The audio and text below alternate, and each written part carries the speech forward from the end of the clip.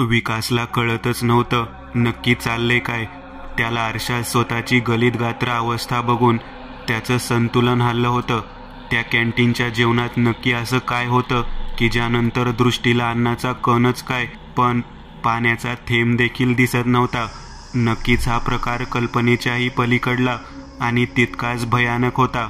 विकास आरशाजवळ चालत आला.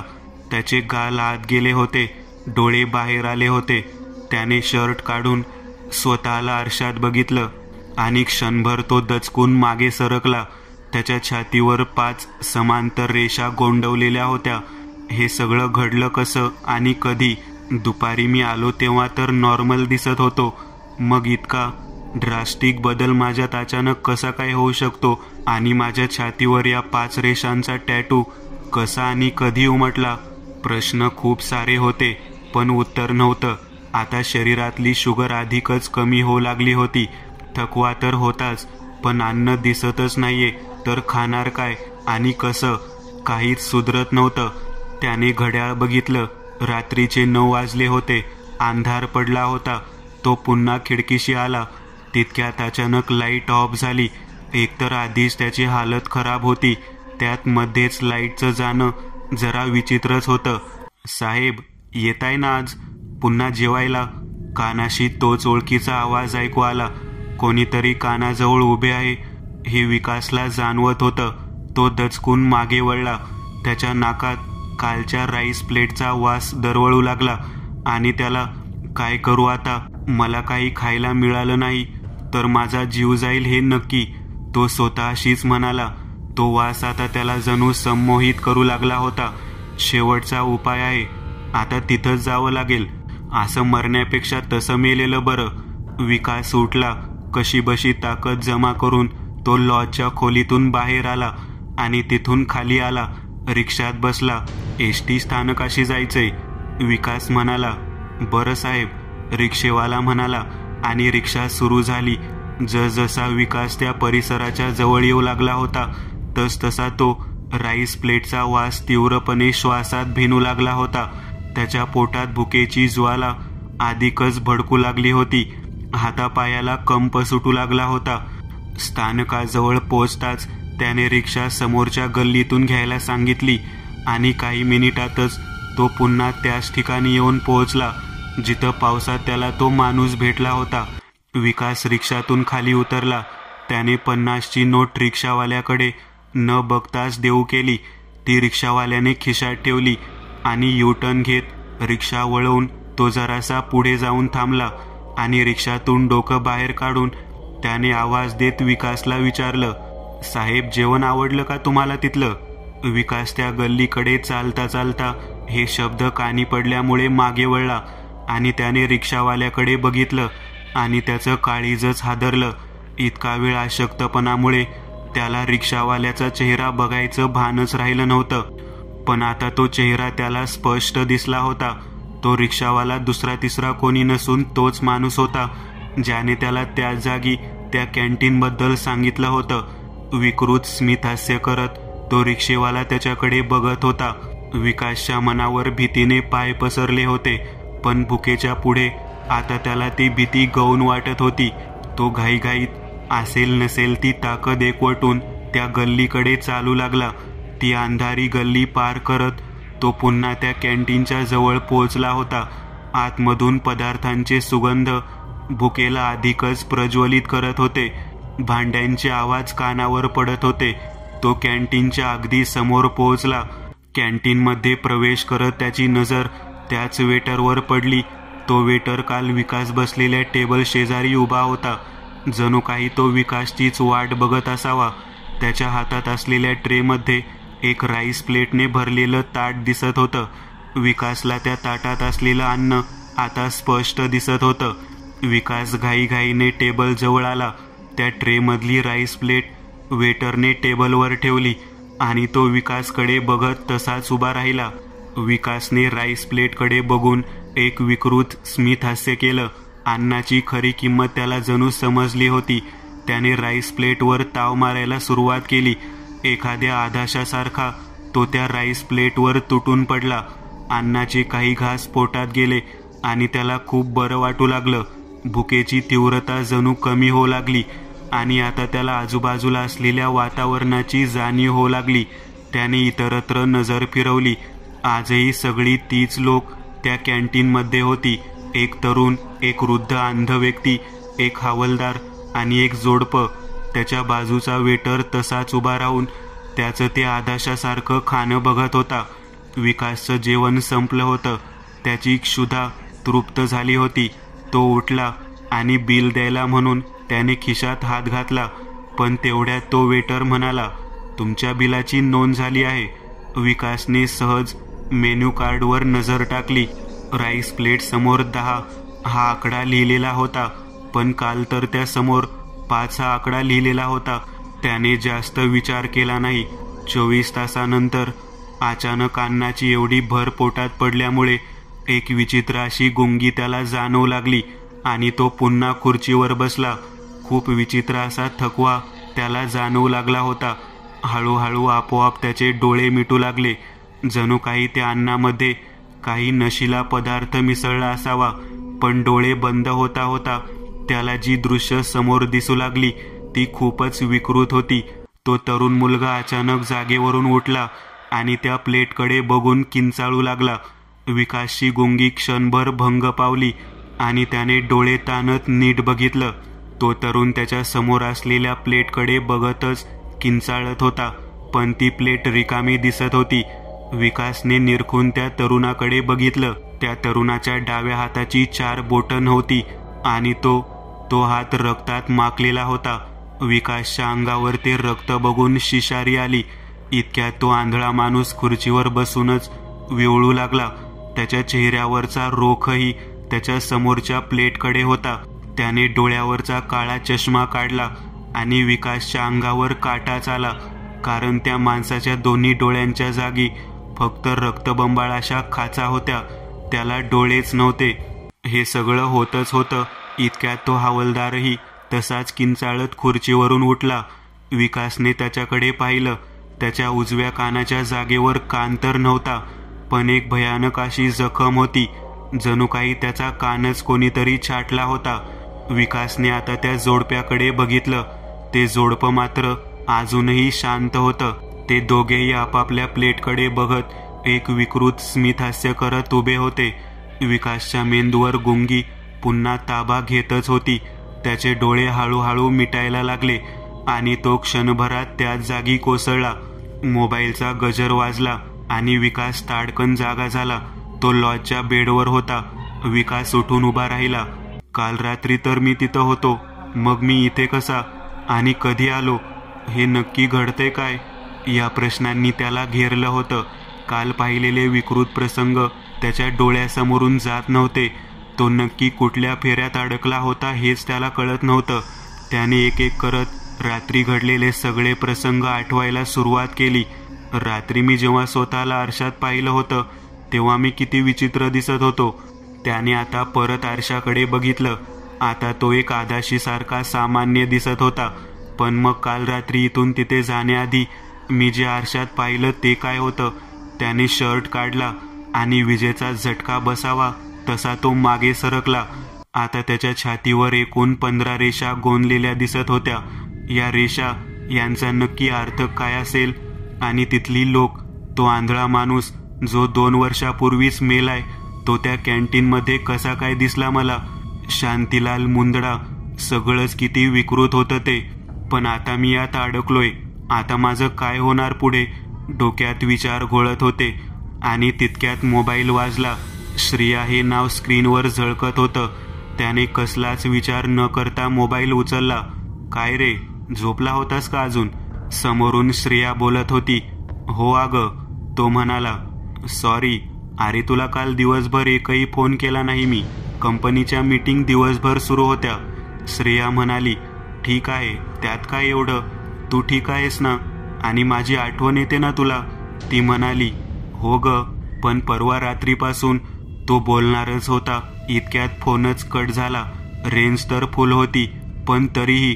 श्रेया म्हणजे विकासची प्रेयसी. पुढच्याच महिन्यात दोघांचं लग्न होणार होतं, पण विकासला अचानक इकडं सेमिनारसाठी यावं लागलं होतं. श्रेया देखील नाशिकमध्येच जॉब करत होती. त्याने श्रेयाचा नंबर डायल केला. तिनेही उचलला. सॉरी अरे, माहीत नाही फोन कसा काय कट झाला. तू काहीतरी सांगत होतास. हो अगं, तुला वेळ आहे ना ऐकायला? कारण जे मी तुला सांगणार आहे ते खरं तर खूप महत्त्वाचं आणि तितकंच विचित्र आहे.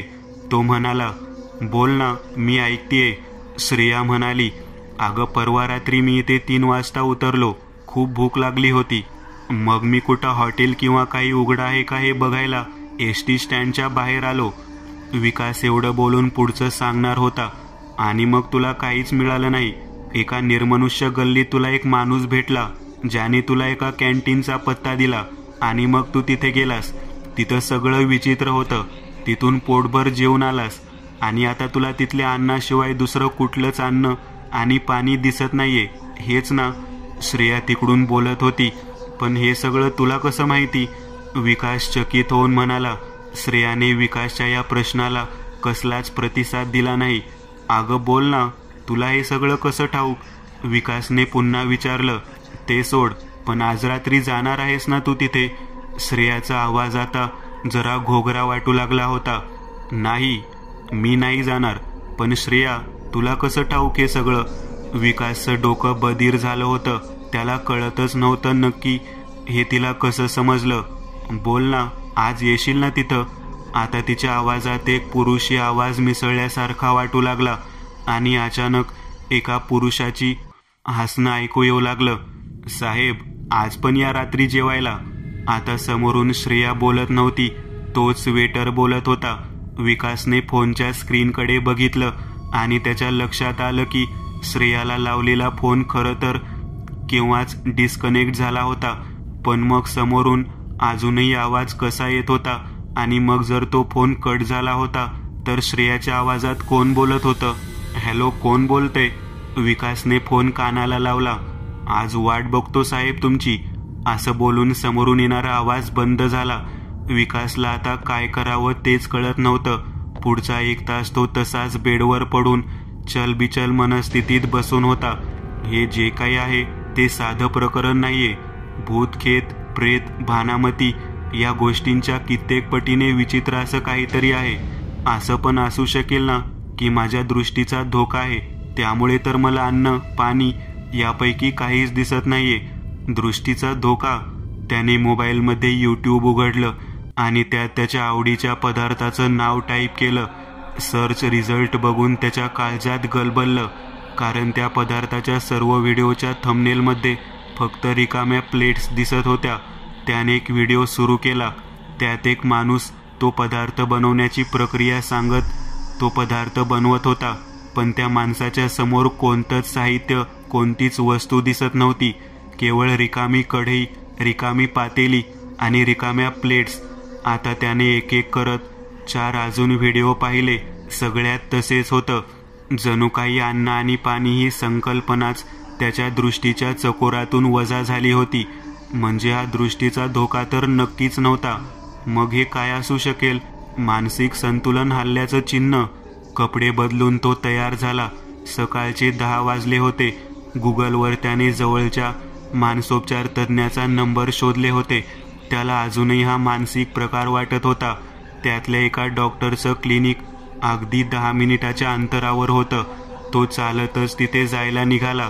एका बिल्डिंगच्या 4थ्या मजल्यावर ते क्लिनिक होतं. त्याने खाली येताच त्यांच्या क्लिनिकच्या नंबरवर फोन केला. डॉक्टर नुकतेच आले होते. तो लिफ्टमध्ये चढला आणि 4थ्या मजल्यावर उतरला.